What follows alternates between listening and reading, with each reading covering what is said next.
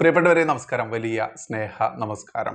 നോക്കൂ, വലിയ വലിയ വേദനാജനകമായിട്ടുള്ള ദിവസങ്ങളിലൂടെ തന്നെയാണ് നമ്മളെല്ലാവരും കടന്നു പോകുന്നത്.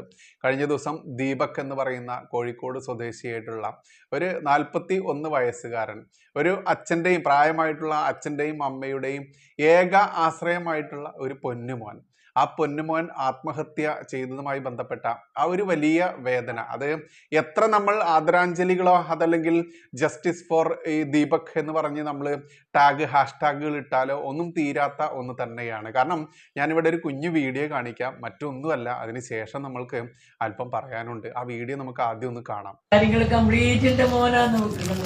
ഒരു കാര്യത്തിന് പറഞ്ഞേക്കില്ല, എന്റെ മോനെല്ലാ കാര്യങ്ങളും ചെയ്യണത്. ഇനി എനിക്ക് ആരുണ്ട്? എനിക്ക് എന്റെ കുട്ടീന്റെ അടുത്തേക്ക് പോയാൽ മാത്രം മതി. എനിക്ക് ദിവാരൊന്നും വേണ്ടേ, ആർക്കും നീ കൊടുക്കണ്ടേ, ആർക്കും അങ്ങനത്തെ രോഗം ആർക്കും കൊടുക്കണ്ടേ.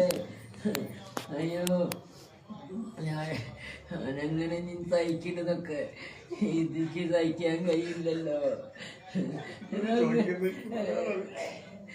എനിക്ക് സഹിക്കാൻ കഴിയില്ലല്ലോ. എന്റെ കുട്ടിയെ അമ്മന്റെ മുത്ത് അമ്മനെ കാത്തു നിൽക്കുകയാണമ്മ, അമ്മനെ കാത്തു നിൽക്കുകയാണ് അമ്മന്റെ മുത്ത്. വരമ്മ, അമ്മ വരമ്മ, അമ്മ വരമ്മ, കുട്ടിയുടെ അമ്മന്റെ നിൽക്കാണ്, അമ്മന്റെ മുത്ത് അമ്മനെ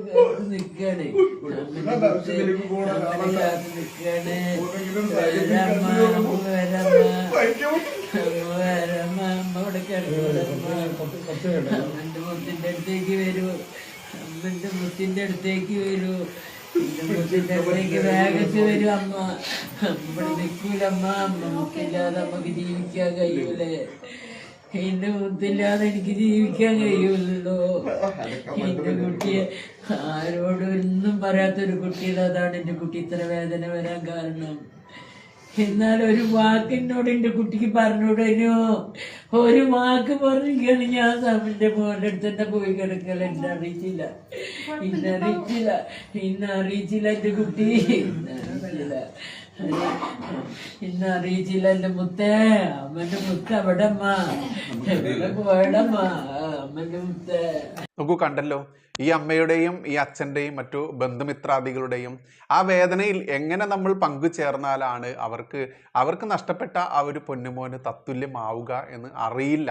എത്രത്തോളം ഇവർക്ക് നീതി വാങ്ങിക്കൊടുക്കുന്നു എന്ന് പറഞ്ഞുകൊണ്ട്, അതല്ലെങ്കിൽ നീതി വാങ്ങിക്കൊടുക്കാൻ വേണ്ടി നമ്മളൊക്കെ സോഷ്യൽ മീഡിയയിലൂടെ കിടന്ന് അലമുറയിട്ട് കഴിഞ്ഞാലും ഇതൊക്കെ ഇതിൻ്റെ പാട്ടിന് തന്നെ നടക്കും എന്നുള്ളതാണ് യാഥാർത്ഥ്യം. കാരണം നമ്മൾക്കറിയാം, ഏറ്റവും കൂടുതൽ ഇന്ന് ദുരുപയോഗം ചെയ്യപ്പെടുന്ന നിയമങ്ങളിൽപ്പെട്ട ഒരു പ്രധാനപ്പെട്ട നിയമം തന്നെയാണ് സ്ത്രീകൾക്കെതിരെയുള്ള ഇത്തരത്തിലുള്ള ഒരുപാട് അനുകൂലമായിട്ടുള്ള നിയമങ്ങൾ.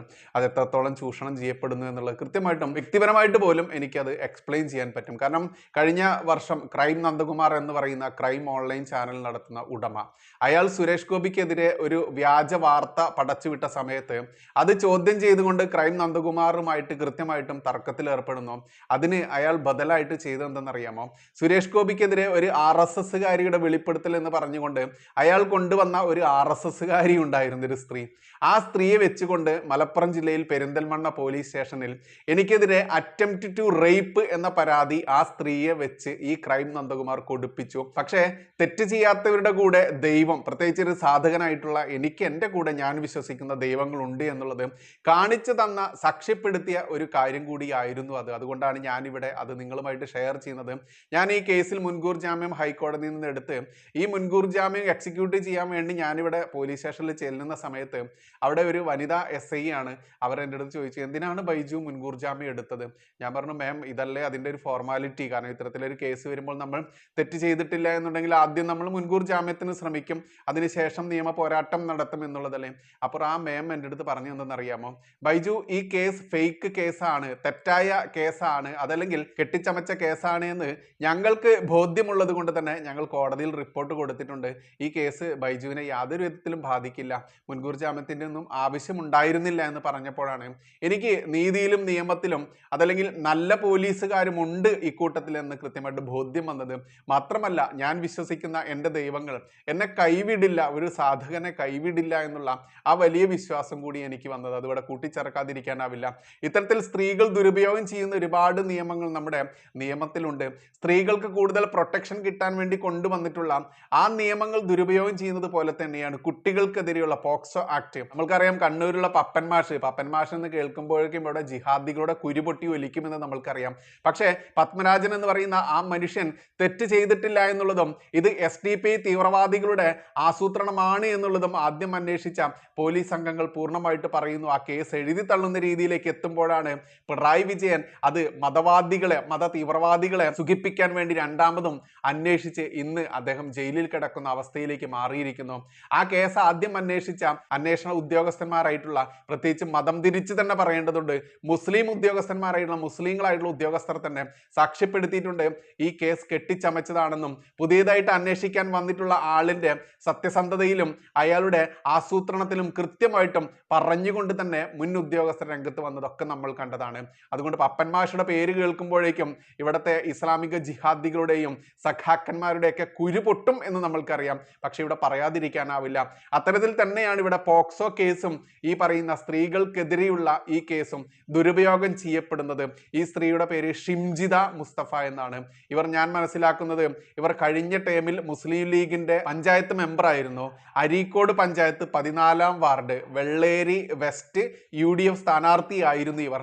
അത്തരത്തിൽ വാർഡ് മെമ്പർ കൂടിയായിട്ടുള്ള ഇവർക്ക് നിയമം കൃത്യമായിട്ടും അറിയാം. നമ്മൾ ആരും ഒരു സ്ത്രീയെ ഉപദ്രവിക്കുന്നതിനെ അനുകൂലിക്കുന്നില്ല.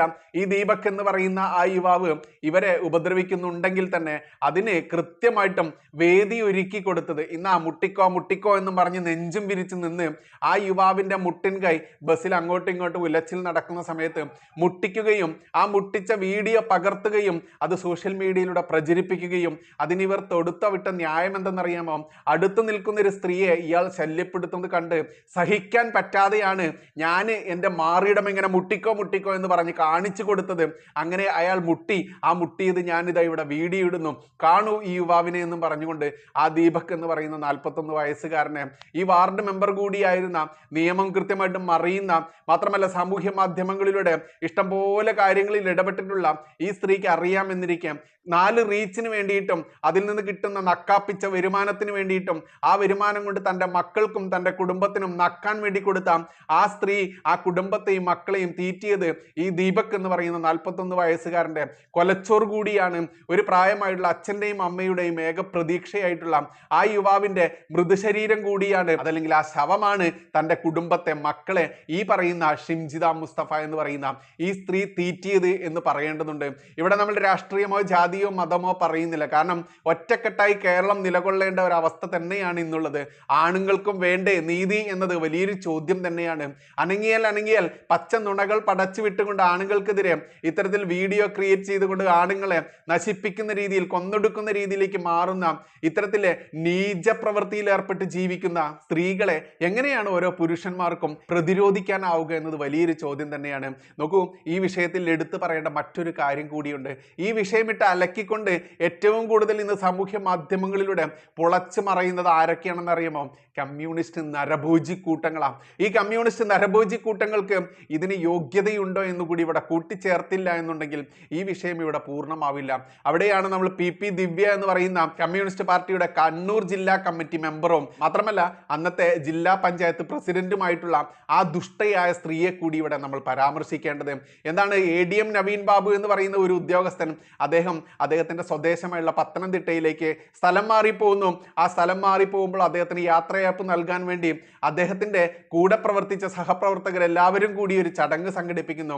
ആ ചടങ്ങിലേക്ക് ആരും വിളിക്കാതെ, ആരും ക്ഷണിക്കാതെ വലിഞ്ഞു കയറി വന്നുകൊണ്ട് ഈ PP ദിവ്യ എന്ന് പറയുന്ന ആ ദുഷ്ടയായ സഖാത്തി, അന്നത്തെ ജില്ലാ പഞ്ചായത്ത് പ്രസിഡന്റ്, കണ്ണൂർ CPM ജില്ലാ കമ്മിറ്റി അംഗമായിട്ടുള്ള ആ ദുഷ്ട സ്ത്രീ വന്നുകൊണ്ട് ആ പാവം പിടിച്ച മനുഷ്യനെ എങ്ങനെയാണ് ഒരു സഖാവിന് നാക്കുകൊണ്ട് ആളെ അരിഞ്ഞു വീഴ്ത്താനാവുക എന്നത് തെളിയിച്ചു തന്നു.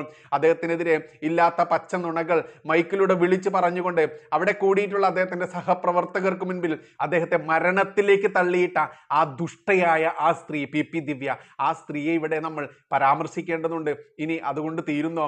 അത് ഏറ്റവും അവസാനം വന്നത് ഇനിയോ ആന്തൂർ സാജൻ എന്ന് നമ്മൾ കേട്ടിട്ടുണ്ടായിരുന്നു. ആന്തൂർ സാജൻ എന്ന് പറയുന്ന കൂട്ടത്തിൽ തന്നെ PK ശ്യാമള എന്ന് പറയുന്ന ഒരു സ്ത്രീയെ കുറിച്ച് നമ്മൾ കേട്ടു. ആരായിരുന്നു PK ശ്യാമള? ആരാണ് PK ശ്യാമള? നോക്കൂ, PK ശ്യാമളയുടെ ഭർത്താവിനെ നിങ്ങൾ എല്ലാവരും അറിയും. MV ഗോവിന്ദൻ മാസ്റ്റർ എന്ന പേരിൽ അറിയപ്പെടുന്ന MV ഗോവിന്ദൻ ഉണ്ടല്ലോ, കമ്മ്യൂണിസ്റ്റ് പാർട്ടിയുടെ സംസ്ഥാന സെക്രട്ടറി. അയാളുടെ ഭാര്യയാണ് ഈ പറയുന്ന PK ശ്യാമള. എന്താ PK ശ്യാമള ചെയ്ത കുറ്റം? ആന്തൂർ നഗരസഭ അധ്യക്ഷയായിരുന്ന ഈ PK ശ്യാമളയ്ക്ക് മുൻപിൽ ആന്തൂർ സാജൻ എന്ന് പറയുന്ന പാവം പിടിച്ച ഒരു പ്രവാസി, അദ്ദേഹം പതിറ്റാണ്ടുകളോളം വെയിലും മഴയും സഹിച്ചുകൊണ്ട് കുടുംബത്തെ ഒരു നോക്ക് കാണുക പോലും ചെയ്യാതെ പ്രവാസ ലോകത്ത് കഷ്ടപ്പെട്ട് സമ്പാദിച്ച ആ പണമെല്ലാം ഉപയോഗിച്ച്, മാത്രമല്ല കിട്ടാവുന്നിടത്ത് നിന്നെല്ലാം കടം വാങ്ങിയും ബാങ്കിൽ നിന്നെല്ലാം കടം വാങ്ങിയും അദ്ദേഹം ഒരു കൺവെൻഷൻ സെന്റർ ആന്തൂർ നഗരസഭയ്ക്ക് കീഴിൽ ഒരു സ്ഥലത്ത് തുടങ്ങുന്നു. ആ തുടങ്ങിയ കൺവെൻഷൻ സെന്ററിന്റെ പേരിൽ കൈക്കൂലി ആവശ്യപ്പെട്ട് ഇഷ്ടം പോലെ കാശ് വെട്ടിവിഴുങ്ങാൻ വേണ്ടി നിരന്തരം ഇദ്ദേഹത്തെ ശല്യപ്പെടുത്തുന്നു. ഒരു ഗതിയും പരഗതിയും ഇല്ലാത്ത അവസ്ഥയിലേക്ക് ഈ കൺവെൻഷൻ സെന്ററിന്റെ ഉദ്ഘാടനം നടത്താൻ അദ്ദേഹത്തിന് പെർമിഷൻ കൊടുക്കാതിരിക്കുന്നു. അതിനുവേണ്ടി നിയമത്തിന്റെ നൂലാമാലകളിൽ പെടുത്തി ആ മനുഷ്യൻ അവസാനം ഒരു മുഴം കയറിൽ തൂങ്ങി മരിക്കുന്നു. ആ തൂങ്ങി മരിച്ച മനുഷ്യന്റെ പേരായിരുന്നു ആന്തൂർ സാജൻ. ആ ആന്തൂർ നഗരസഭയിൽ എത്ര കിട്ടിയാലും ആക്രതീരാത്ത കൈക്കൂലി വെട്ടിവിഴുങ്ങി ജീവിക്കുന്ന ഒരു സ്ത്രീ, അവരായിരുന്നു ആ നഗരസഭയുടെ അധ്യക്ഷ. ആ സ്ത്രീയുടെ പേരായിരുന്നു PK ശ്യാമള. ആ PK ശ്യാമളയുടെ ഭർത്താവിന്റെ പേരാണ് MV ഗോവിന്ദൻ എന്ന കമ്മ്യൂണിസ്റ്റ് പാർട്ടിയുടെ സംസ്ഥാന സെക്രട്ടറി. MV ഗോവിന്ദൻ മാസ്റ്റർ എന്നൊക്കെ വിളിച്ച് ഇവിടെ വലിയ തുല്യതയും അതല്ലെങ്കിൽ ഇവിടുത്തെ നിക്ഷേപകരെ ഇതിലെ കേരളത്തിൽ നിക്ഷേപിക്കുക എന്നൊക്കെ ക്ഷണിക്കുന്ന സഖാക്കന്മാരെ, നിന്നോടൊക്കെ ചോദിക്കാനുള്ളത്, നീയൊക്കെ വരാനിരിക്കുന്ന ഈ നിയമസഭാ തിരഞ്ഞെടുപ്പിൽ വീണ്ടും ജയിച്ചു കയറാൻ വേണ്ടി പിണറായി തമ്പുരാന് മൂന്നാമത് മുഖ്യമന്ത്രിയാവാൻ വേണ്ടി, അതല്ലെങ്കിൽ പിണറായി തമ്പുരാന്റെ മരുമോന് മുഖ്യമന്ത്രിയാവാൻ വേണ്ടി നീയൊക്കെ ഗൃഹസമ്പർക്കം എന്നും പറഞ്ഞ് ഇറങ്ങിയിട്ടുണ്ടല്ലോ. പത്തനംതിട്ടയിലുള്ള ADM നവീൻ ബാബുവിന്റെ കുടുംബത്തിൽ കയറി അദ്ദേഹത്തിന്റെ ഭാര്യയ്ക്കും 2 പെൺമക്കൾക്കും എന്ത് മറുപടി നീയൊക്കെ ഈ ഗൃഹസമ്പർക്കത്തിലൂടെ ആ വീട്ടിൽ കയറി കൊടുക്കുമെന്ന് വലിയ ചോദ്യം തന്നെയാണ്. ആന്തൂർ നഗരസഭയിൽ കൊല്ലപ്പെട്ട എന്ന് തന്നെ പറയണ്ട, ആന്തൂർ സാജന്റെ വീട്ടിൽ കയറി നീയൊക്കെ മറുപടി എന്താടോ കൊടുക്കുക? അതുകൊണ്ട് തന്നെ ഇവിടെയുള്ള ഈ ഷിംജിത മുസ്തഫ എന്ന് പറയുന്ന ഈ സ്ത്രീ ചെയ്ത കൊടും പാതകം, ആ പാതകത്തിലൂടെ കൊല്ലപ്പെട്ട എന്ന് തന്നെ പറയേണ്ട ദീപക്, അദ്ദേഹം ആത്മഹത്യ ചെയ്തതിന് കാരണക്കാരിയുള്ള ഈ സ്ത്രീയെ തുറങ്കിലടയ്ക്കുക തന്നെ വേണം. ഇവിടെ ആണായാലും പെണ്ണായാലും തുല്യതയോടുകൂടി തന്നെ ജീവിക്കാനുള്ള അവകാശമുണ്ട്. പൊതു ഇടങ്ങളിൽ ബസ്സായിക്കോട്ടെ മറ്റേതൊരു ഇടമായിക്കോട്ടെ അവിടെയൊക്കെ യാത്ര ചെയ്യുമ്പോൾ ആണുങ്ങൾക്ക് നേരെ നടക്കുന്ന ഈ കൊടും ക്രൂരത, ഇത് നിർവചനാതീതം തന്നെയാണ്. എങ്ങനെയാണ് ഇതിനെ നിർവചിക്കേണ്ടത് ആലോചിച്ച് നോക്കും. ഈ ക്രൂരതയ്ക്ക് എന്ത് പേരിട്ടാണ് നമ്മൾ വിളിക്കുക? അതുകൊണ്ട് തന്നെ ഈ കൊടും ദുഷ്ടയായിട്ടുള്ള ഈ ഷിംജിത മുസ്തഫ എന്ന് പറയുന്ന ഈ സ്ത്രീ യൂട്യൂബിൽ നിന്നും ഫേസ്ബുക്കിൽ നിന്നും ഇൻസ്റ്റാഗ്രാമിൽ നിന്നുമൊക്കെ ഇത്തരത്തിൽ വീഡിയോ റീച്ച് കിട്ടാൻ വേണ്ടി 4 ലൈക്കും കമന്റും റീച്ചും കിട്ടാൻ വേണ്ടി കാട്ടിക്കൂട്ടുന്ന ഈ ശുദ്ധ തെമ്മാടിത്തരത്തിലൂടെ ഇങ്ങനെ മരണം പുൽകുന്ന ഒരുപാട് ആണുങ്ങൾ, ഒരുപാട് ഇത്തരത്തിലുള്ള കള്ളക്കേസുകളിൽ പെടുന്ന ആണുങ്ങൾ, അതിലൊരു ഇരയായിരുന്നു ഞാനെന്ന് കൂടി പറഞ്ഞുകൊണ്ട് തന്നെ ഈ വിഷയം പൂർണ്ണതയിലേക്ക് എത്തണമെന്നുണ്ടെങ്കിൽ സഖാക്കന്മാരുടെ ഈ പുളച്ചിൽ ഇവിടെ പച്ചക്കെടുത്ത് പറയേണ്ടതുണ്ട്. PP ദിവ്യയെയും അതുപോലെ PK ശ്യാമളയെയും എങ്ങനെയാണോ നീയൊക്കെ വെളുപ്പിച്ചെടുക്കുന്നത്? അതുകൊണ്ട് അവരുടെ വിഷയം മറന്നുകൊണ്ടാണ്, അതല്ലെങ്കിൽ ജനങ്ങൾ മറന്നിട്ടുണ്ട് എന്ന വിശ്വാസമാണ് നിന്റെയൊക്കെ ഈ പുളച്ചിലിന് കാരണം എന്നുണ്ടെങ്കിൽ ഷിംജിത മുസ്തഫയേക്കാൾ എത്രയോ ഇരട്ടിയായിരുന്നു ആന്തൂർ സാജനെ കൊലക്കളത്തിലേക്ക് പറഞ്ഞയച്ച CPM സംസ്ഥാന സെക്രട്ടറി ആയിട്ടുള്ള MV ഗോവിന്ദന്റെ ഭാര്യ PK ശ്യാമള. ADM നവീൻ ബാബുവിന്റെ ഭാര്യയെയും 2 കുട്ടികളെയും പറക്കുമുറ്റാത്ത ആ കുട്ടികളെയും അനാഥമാക്കിയ PP ദിവ്യ എന്ന് ഉറക്കെ ഇതോടൊപ്പം കൂട്ടിച്ചേർക്കേണ്ടതുണ്ട്. തുല്യമായ ശിക്ഷ തന്നെ കിട്ടില്ല എന്ന് നമ്മൾക്കറിയാം. കാരണം ഇവിടെ ഭരിക്കുന്നത് പിണറായി വിജയനും ഇവിടെ ഭരിക്കപ്പെടുന്നത് എന്തിന്റെ പിന്തുണയോടെയാണ് എന്ന് ആലോചിക്കുമ്പോഴാണ് മുൻപ് മുസ്ലിം ലീഗിന്റെ വാർഡ് മെമ്പറായിരുന്ന ഈ ഷിംജിത മുസ്തഫ ഇവർ കുറ്റക്കാരിയാണോ, ശിക്ഷിക്കപ്പെടുമോ എന്ന് പോലും ഈ കേരള ജനത സംശയിക്കുന്നത് എന്ന് ഉറക്കെ പറയേണ്ടതുണ്ട്. ഇവിടെ ആണുങ്ങൾക്കും നീതി വേണ്ടേ എന്ന വലിയൊരു ചോദ്യം, ഇത്തരത്തിൽ പൊതു ഇടങ്ങളിൽ സഞ്ചരിക്കുന്ന ആണുങ്ങൾ ഇനി ഇരുമ്പ് കൂട്ടിൽ നിന്നുകൊണ്ട് വേണോ യാത്രയാവേണ്ടത് എന്ന വലിയ ചോദ്യം കൂടി ഇങ്ങനെ ഉയരുകയാണ്. ഇതിന് എന്നാണ് ഒരു അവസാനം എന്ന ആ വേദനയോടെ ആ അമ്മയുടെയും അച്ഛൻ്റെയും വലിയ കണ്ണീര്, വലിയ വേദന, അതിലെങ്ങനെ നമ്മൾക്ക് പങ്കാളികളാവാൻ പറ്റും എന്നുള്ളത് വലിയ ചോദ്യം തന്നെയാണ്. കാരണം പുതിയ പുതിയ വിഷയങ്ങൾ വരുമ്പോൾ അതിന് പിറകെ പോകുന്ന മലയാളിക്ക് ഇതൊന്നും നാളെയോ അല്ലെങ്കിൽ അടുത്ത മണിക്കൂറിലോ ഒന്നും വലിയ വാർത്തയാകില്ല, വലിയ വിഷമവും ആവില്ല എന്നിരിക്കെ തന്നെ ഒരു അനുഭവസ്ഥൻ ഇത്തരത്തിലുള്ള നിയമങ്ങളുടെ ഈ ദുരുപയോഗം ചെയ്യപ്പെടുന്ന ഇതിനെ തടയേണ്ടത് വലിയ ആവശ്യമാണ് എന്ന ബോധ്യപ്പെടുത്തലോടെ നന്ദി, നമസ്കാരം. ജയ് ഹിന്ദ്, ജയ് ശ്രീറാം.